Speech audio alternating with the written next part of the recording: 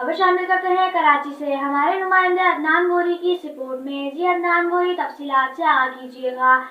जी बिल्कुल, वज़ीर आला सिंध सैयद मुराद अली शाह साहब की साहबजादे की दावत बारात में पाकिस्तान पीपल्स पार्टी की आला क़यादत ने शिरकत की, जिसमें सीनियर रहनुमा शर्जील इनाम मेमन, सैयद नासिर हुसैन शाह, वज़ीर बल्दियात सैयद गनी और पुलिस के आला अफसरानों के साथ district west Surjani town chairman Mir Akbar Chandio और उनके साहबजादे आसिफ चांडियो, असद चांडियो ने शिरकत करी और तमाम यूसी और समाजी मेहमानों का इस्तकबाल किया और इस खुशी गवार रहनुमा लम्हात में